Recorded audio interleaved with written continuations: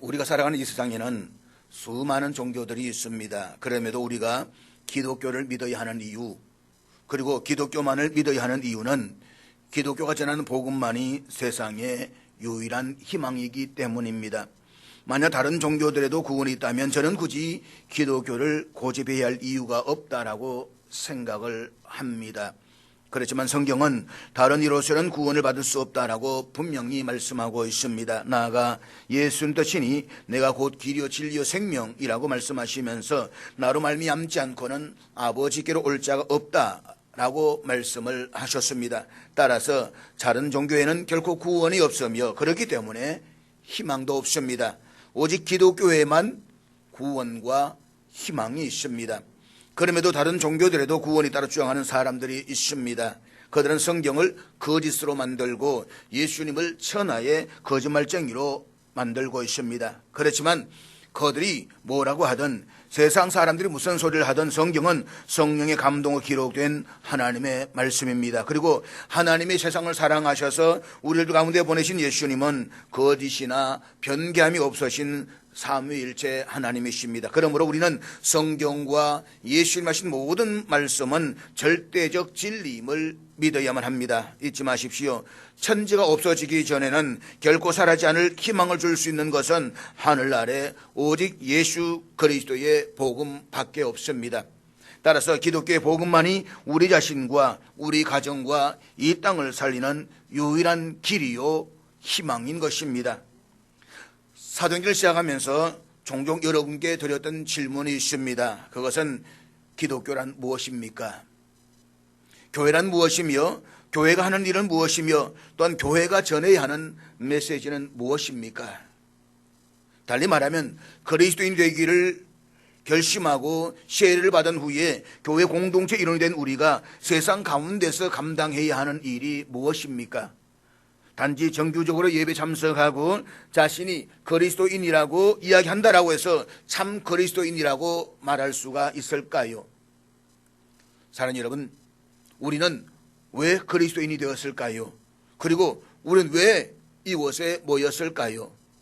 이 질문에 대한 답은 오직 한 가지뿐입니다. 그것은 무한하신 하나님의 사랑과 은혜로 부르심을 받았다라고 믿기 때문입니다.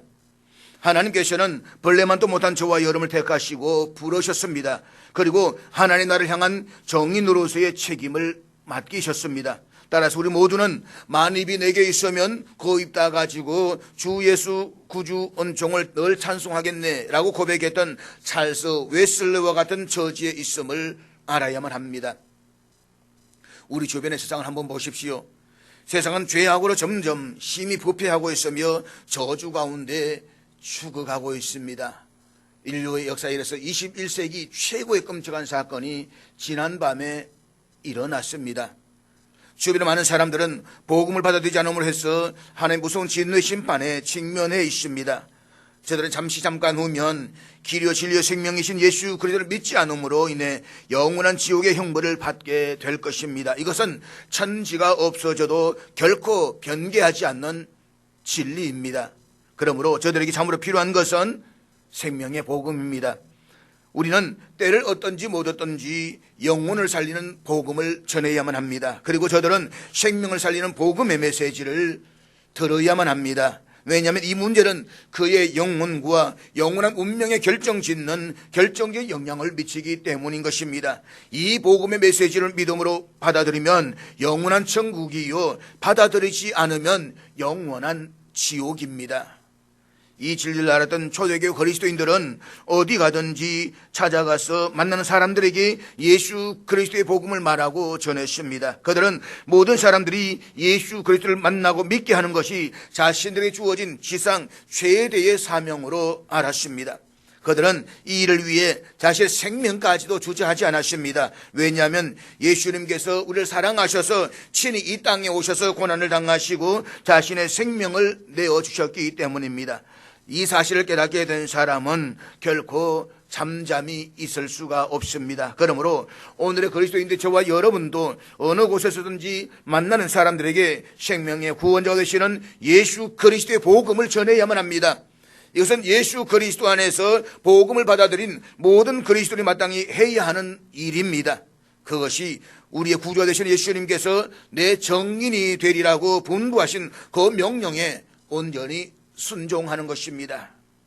사랑하는 여러분, 우리가 정말 참된 그리스도를 한다면 무릇 예수님에게서 시작해야만 합니다. 즉 예수님이 이 땅에서 하신 사역과 가르침과 기적이 아니라 오직 예수님 그분입니다. 잊지 마십시오. 우리는 예수님의 가르침을 따르는 것이 아니라 길이요 진리요 생명이신 예수님을 따라가야만 합니다. 다시 말해서 우리의 1차적인 관심은 기독교의 가르침이 아니라 그 가르침을 주신 바로 그분 예수 그리스도이십니다. 베드로와 사도들이 전했던 것도 바로 십자가에 못 박혀 죽으셨다가 사흘 만에 부활하시고 성천하셔서 하나님 우편에 앉아 계신 예수 그리스도이셨습니다. 그리고 이것이 모든 세대를 이어오는 교회가 전했던 변하지 않는 메시지였습니다. 우리는 이 사실을 오늘의 본문을 통해서도 확인할 수가 있습니다. 흩어져 있는 그리스도인들을 잡아오려고 성난 멧돼지처럼 담에서 달려갔던 사울을 주님께서는 더 이상 관여하지 아니하시고 담에서 도상에서 멈추게 하십니다.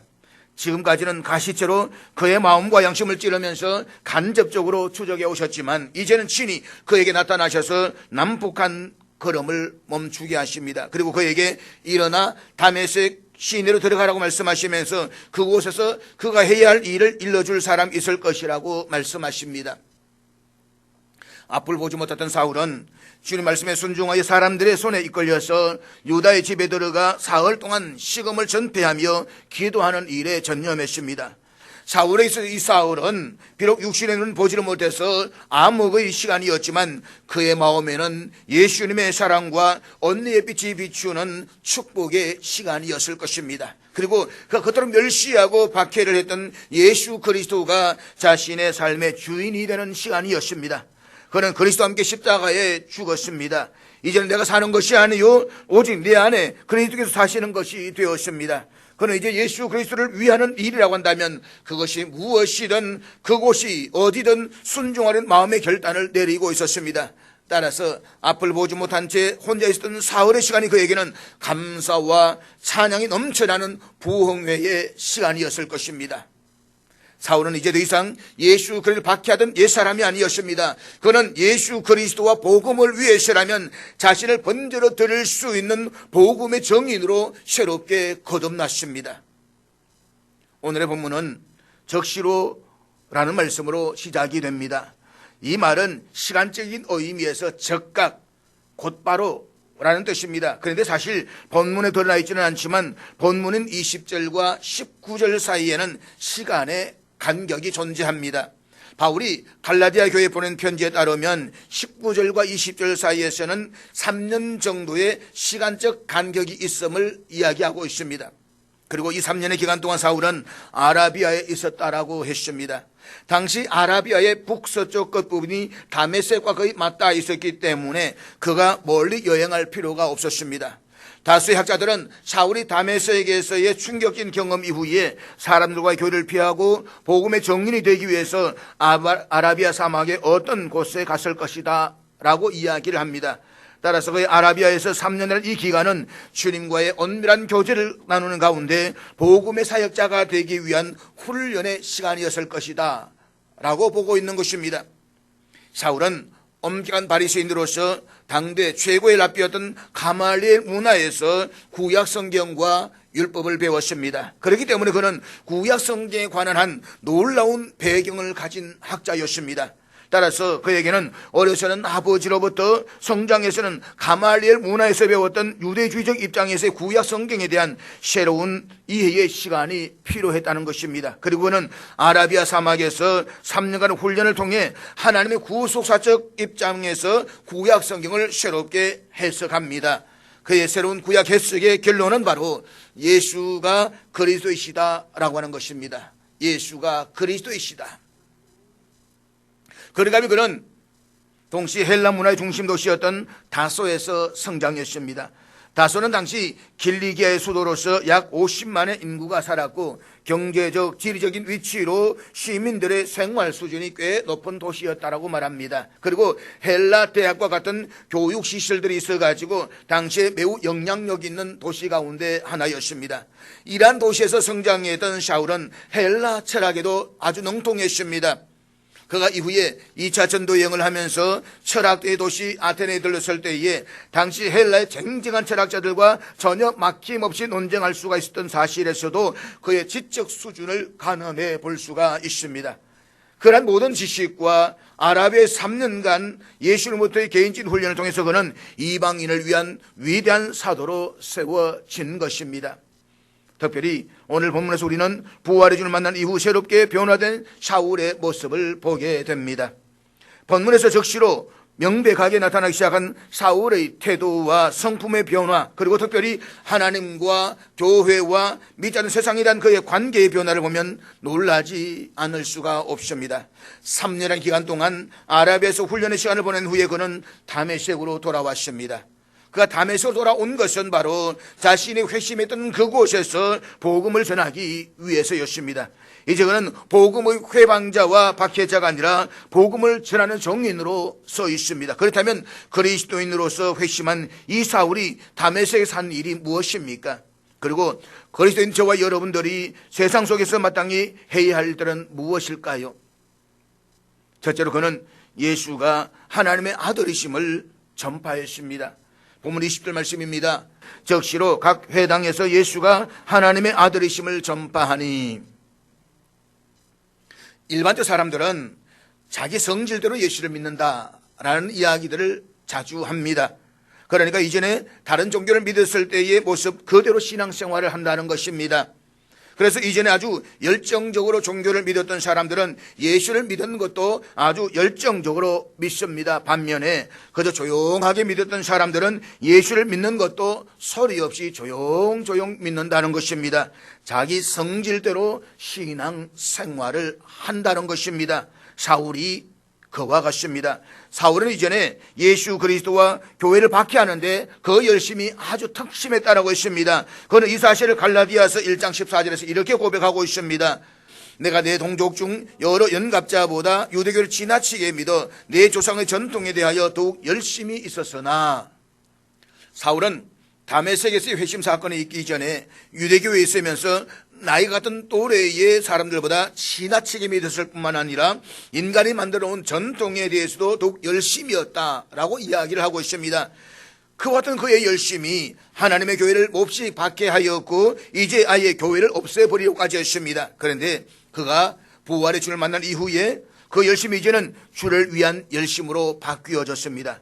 이와 같은 사실은 본문에서 적시로 라는 표현과 더불어 각 회당이라는 단어에서 잘 드러나고 있습니다. 당시 다메섹 지역에는 유대인들의 회당이 30여 개나 있었던 것으로 알려져 있습니다.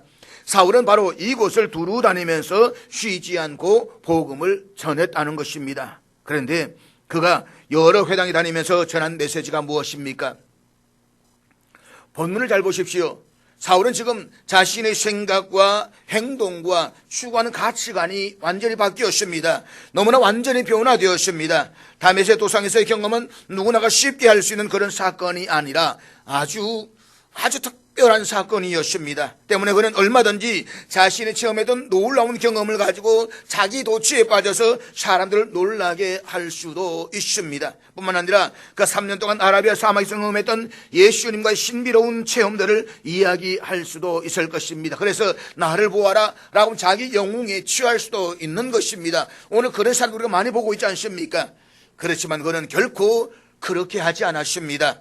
그가 전했던 메시지는 바로 예수가 하나님의 아들이시다 라는 사실입니다. 그리고 22절에서는 예수가 그리스도임을 정문했다라고 말하고 있습니다. 사울이 다메섹 회당에 전파했던 메시지는 두 개의 진술로 요약될 수가 있습니다. 하나는 예수께서 하나님의 아들이시다는 것이고 또 하나는 예수는 그리스도이시다라고 하는 것입니다. 이 두 개의 메시지는 마태복음 16장에 기록된 베드로의 신앙 고백이기도 합니다. 그리고 사도 요한이 요한복음을 기록하여 알리고자 했던 복음의 핵심 내용이기도 합니다. 뿐만 아니라 예수님께서 공생의 사역 기간 동안에 가르쳤던 내용이기도 했습니다. 이 사실은 예수님이 십자가에 못 박혀 죽으신 후에 4월 만에 부활하시고 성천하심으로써 마침내 더욱 명백해졌습니다. 그리고 사울은 최근에 부활하신 예수님을 직접 만났습니다. 그는 아라비아에서 홀로 3년을 보내면서 하나님께서 구약 성경의 선자들 중에 예언하신 그 메시아가 바로 예수 그리스도이시며 그는 곧 하나님의 아들이시다는 사실을 깨닫게 되는 것입니다. 유대인들이 예수님을 배척했던 이유는 자신이 바로 하나님의 아들이시며 하나님과 자신은 하나다라고 선포했기 때문이었습니다. 그래서 그들은 결국 하나님의 아들 되신 예수님을 신성 모독죄로 처형하는 어리석은 죄를 범하고 말았습니다.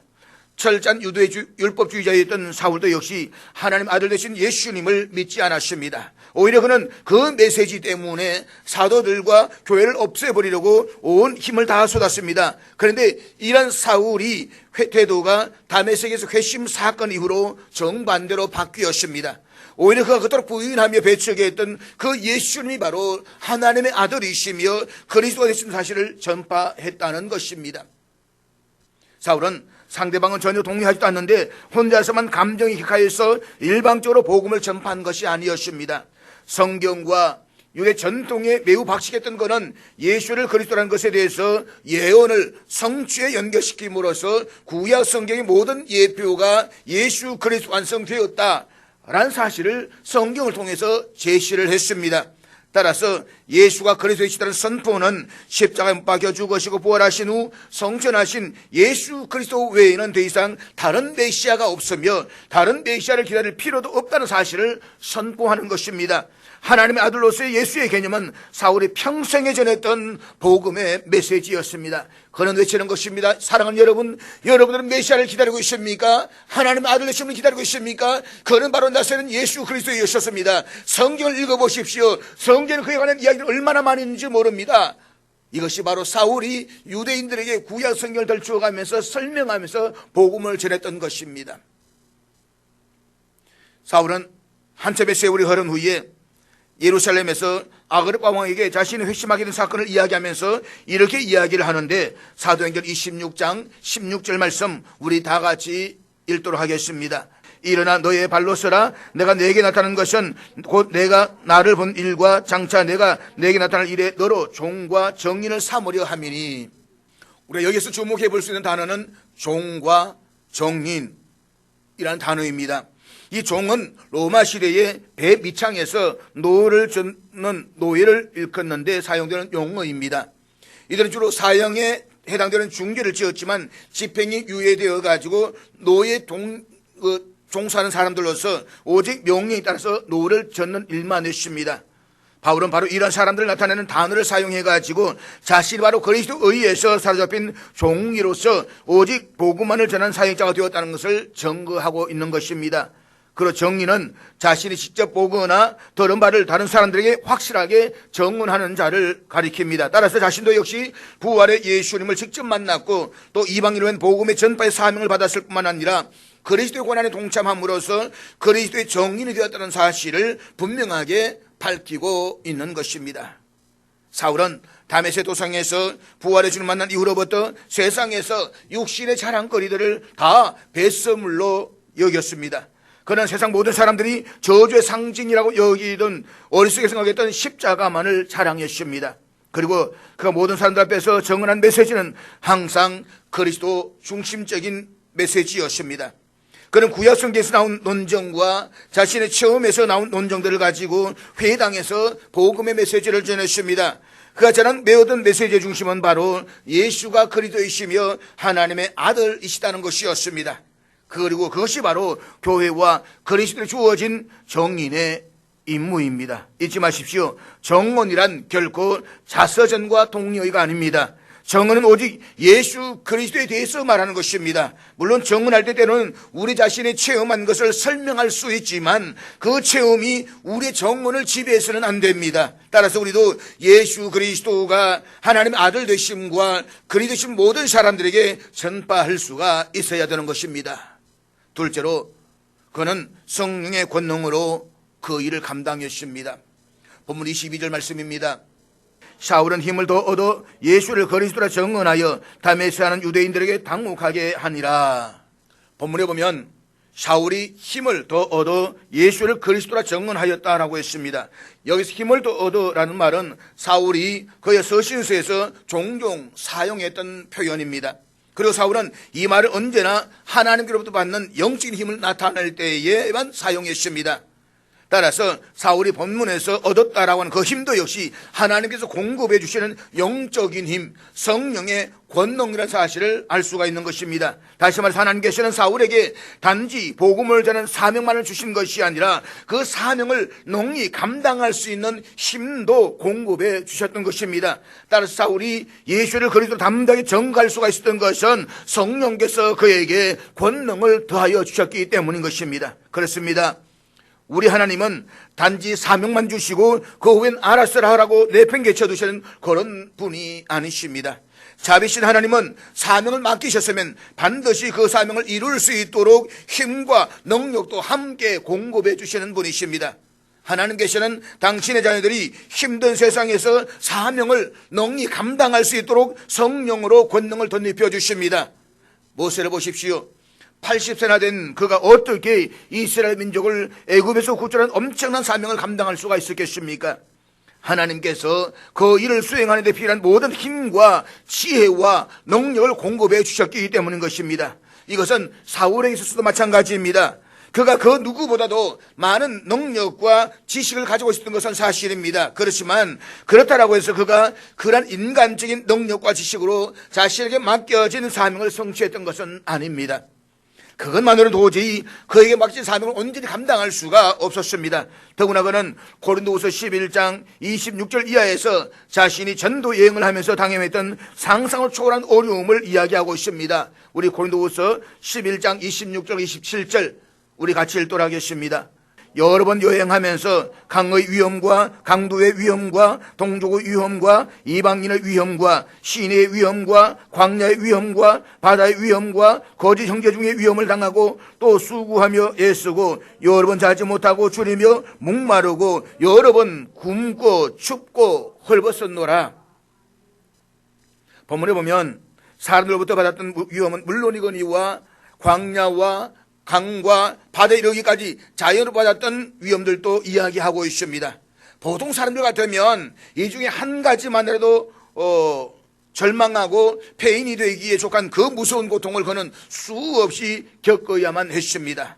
사도 바울이 있던 엄청난 고난을 생각하면 우리는 그저 억소리밖에 나지 않을 것입니다. 그런데 이것이 현실입니다. 우리는 성도라는 이유로 자신의 고난이나 어려움이 없을 것이라고 생각해서는 안 됩니다. 오히려 성경은 성도들에게 더 큰 고난이 뒤따를 것임을 말씀하고 있습니다. 예수님께서는 십자가를 앞두시고 제자들에게 세상에서 너희가 환난을 당한다라고 말씀을 하셨습니다. 그렇기 때문에 우리는 이 생 살아가는 동안에 어떤 고난과 어려움을 당한다라고 할지라도 결코 당황하거나 주저앉지 말아야만 합니다. 무엇보다 어려움을 만나지 않게 해달라는 도피성의 기도를 드리기보다 그 모든 위기와 위험 속에서도 하나님의 영광을 위해서 감당할 수 있는 힘과 능력을 달라라고 기도하셔야만 합니다. 그래서 세상 사람들로부터 고난과 어려움 앞에서 더욱 강팍해지거나 반대로 세상적 수단으로 도피하는 연약한 자가 되지 말고 강하고 담대함으로 믿음의 진보를 이루는 저와 될 수 있기를 주의 이름으로 축복합니다. 성령께서는 사랑하는 주의 백성들에게 이 모든 고난과 어려움을 이길 수 있는 힘과 능력을 주십니다. 보십시오. 지금 주변에는 회심한 사울을 죽이려고 분노한 유대인들이 있습니다. 급기야 그들은 사울을 죽이기로 공모까지 합니다. 그럼에도 본문은 이렇게 말씀합니다. 힘을 더 얻어 예수를 그리스도라 증언하여. 이것은 성령의 역사였습니다. 성령의 역사가 없었다면 사울은 결코 담대하게 예수를 그리스도라고 증언하지 못했을 것입니다. 전적인 성령의 역사였습니다. 이해할 수 없는 하나님의 역사는 사도행전 곳곳에 나타났습니다. 그리고 기독교 2000년 역사에서도 끊임없이 나타났습니다. 성령께서는 연약하고 무지한 한 인간을 들어서 강하고 지혜로운 자로 만들어서 하나님의 나라를 위한 사역을 감당하게 하십니다. 그러므로 잊지 마십시오. 우리가 그리스도인이 되는 것은 1차적으로 우리 안에 성령의 역사하심이 일어났기 때문인 것입니다. 성령께서 우리를 선택하시고 부르시고 우리 안에 힘을 주시기 때문인 것입니다. 때로 우리가 쓰러질 수 있습니다. 때로 우리가 시험에 들 수 있습니다. 그렇지만 성령께서는 말할 수 없는 단식으로 우리 안에 힘을 주시며 일을 쓰기 위해서 끊임없이 능력이신 분이심을 믿으시기를 바랍니다. 우리보다 더 큰 능력이신 성령께서 우리 안에 내주하시며 우리의 손을 잡고 일을 행하십니다. 그러므로 힘들고 어려운 오늘의 시기에 성령께서 시간마다 때마다 공급해 주시는 능력을 힘입어서 주의 일을 충성되게 감당하는 저와 될 수 있기를 주의 이름으로 축복합니다. 셋째로 그의 정언은 큰 고난을 수반하는 것이었습니다. 다메섹에 있던 유대인들은 사울이 예루살렘 교회를 완전히 없애버리기 위해서 박해하고 또 예수의 이름을 부르는 자들을 끌고 가서 옥에 가두었던 바로 그 사람이라는 것을 들어서 알고 있었습니다. 그런 그가 유대인들 회당에 나타나서 예수가 하나님의 아들이시며 그리스도라고 선포하자 여간 혼돈스럽지 않았을 것입니다. 사실 이들은 사울에게서 유대교회 교리와 예루살렘 대제사장에서 그리스도를 잡아올 수 있는 권세를 부여받았다는 메시지를 기대했을는지 모릅니다. 그리고 자신들이 눈에 가시면 여겼던 그리스도인들을 모두 붙잡아서 예루살렘으로 끌고 가 주기를 기대했을 것입니다. 그러나 그들은 예상 밖으로 사울의 입을 통해서 그들이 듣기 싫어했던 예수, 나사렛 예수 그리스도에 관한 메시지를 들어야만 했다는 것입니다. 보면 21절은 사울의 말을 들었던 사람들이 놀랐다라고 했습니다. 다 놀랐다. 여기서 놀랐다라고 하는 단어는 제정신이 아니다, 미쳤다라는 단어를 가지고 있습니다. 그러니까 회당에서 예수가 하나님의 아들이심을 전파하는 사울의 모습을 보고 유대인들이 이렇게 말하는 것입니다. 저 사람 사울 아냐? 제가 지금 미친 것 아냐? 어떻게 된 거야? 아마 그들은 이 사실을 놓고 사울을 하나의 미친 존재로 그렇게 생각했다라고 하는 것입니다. 그럴 수밖에요. 아직도 많은 사람들에게서 사울은 예루살렘 교회의 박해자요 그리스도를 잡으러 다메섹으로 온 자로 알고 있습니다. 따라서 그들은 사울의 갑작스러운 회심과 변화가 도무지 믿기 어려웠을 것입니다. 그렇지만 사울은 유대인이 사용하는 구약 성경을 가지고 예수가 하나님의 아들이시며 그리스도의 사실을 그 누구보다도 강력하게 증거했습니다. 그렇다면 확실하지 않은 사울의 복음을 증거에 충격받았던 유대인들이 보인 반응이 무엇입니까? 본문 23절 말씀입니다. 여러 날이 지나며 유대인들이 사울 죽이기를 공모하더니, 복음의 증거가 사람들이 주어지면 그것을 믿고 안 믿고의 선택은 그들의 몫입니다.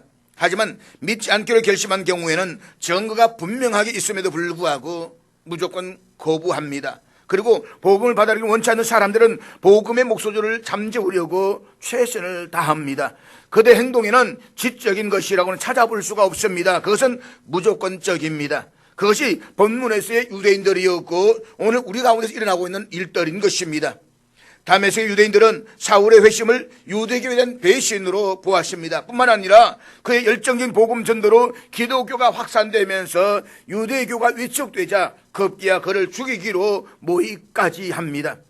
사울을 전한 그들의 모의가 얼마나 치밀하고 끈질긴 것이었는지 24절에 보면 그들을 죽이려고 밤낮으로 성문까지 지키거늘 이라고 기록하고 있습니다.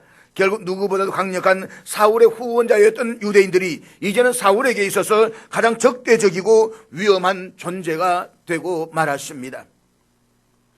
사도행전 9장은 그리스도인들에 대해서 위협과 살기가 등등한 박해자 사울의 모습으로 시작이 됩니다. 그런데 그 박해자 사울이 이제는 박해를 받는 자 사울이 되었습니다. 사도행전의 나머지 부분에서 저자인 누가는 전도자 바울이 당했던 많은 박해들을 전하고 있습니다. 그는 루스드라에서 남에서 걸어본 적이 없는 사람을 고치고 복음을 전하다가 돌에 맞아 거의 죽을 뻔했습니다. 빌립보에서는 귀신 들린 여자아이를 고쳐주었다가 매를 맞고 감옥에 갇혀야만 했습니다. 에베소에서는 대중들의 폭동에 휘말려 했고 예루살렘에서는 체포되어 투옥되고 말았습니다. 이것은 그가 복음의 전도자가 된 이후 받았던 고난들 가운데 극히 일부일 뿐입니다. 그 외에도 그는 다메섹에서 회심한 이후 그리 정인으로서의 복음을 전하다가 수많은 어려움과 고난과 박해를 받아야만 했습니다. 그런데 이런 사실은 이미 예수님께서 다메섹 도상에서 사울을 부르실 때에 아나니아에게 하셨던 말씀입니다. 앞서 우리 16절 말씀 한번 보도록 하겠습니다. 그가 내 이름을 위하여 얼마나 고난을 받아야 할 것을 내가 그에게 보이리라 하시니. 본문을 잘 보십시오. 예수님께서 사울을 부르실 때에 그가 내 이름으로 영광을 받아야 할 것을 그에게 보이리라 라고 말씀하지 않았습니다. 결코 그렇게 말씀하지 않았습니다. 사울은 이제부터 교회와 성도를 박해하는 것이 아니라 오히려 그 자신이 주님과 교회를 위해서 많은 핍박과 고난을 받아야 할 것이라 말씀하고 있는 것입니다. 그렇습니다. 그리스도인들은 세상에서 그리스도 이름으로 부귀 영화를 누리기 위해서 부르심을 받은 것이 아닙니다. 예수님께서는 우리가 주를 위해 세상에서는 시련과 환난을 당할 것이라고 말씀하셨습니다. 헬라어로 정인이라는 말이 순교와 관련된 것은 결코 우연한 일이 아닌 것입니다. 그래서 20세기 독일의 순교자 본회포는 이렇게 말했습니다. 고난은 참된 제자도의 상징이다.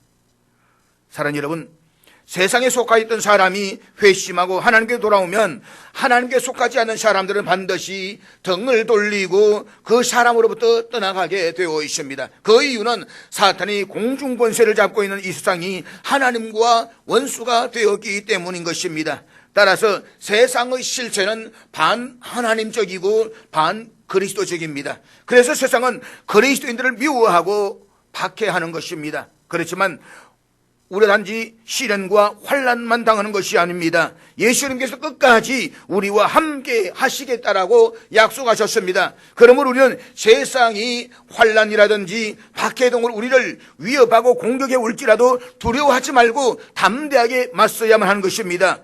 우리가 능히 걸을 수 있는 이유는 우리와 함께 하시는 예수님이 세상보다 크시기 때문입니다. 그리고 우리는 이 세상에서 혼자 외롭게 싸우는 것이 아니라 대장 되시는 주님과 함께 싸우고 있습니다. 나아가 성령께서 우리가 넉넉히 싸워서 이길 수 있도록 힘과 권능과 지혜를 주시는 것입니다.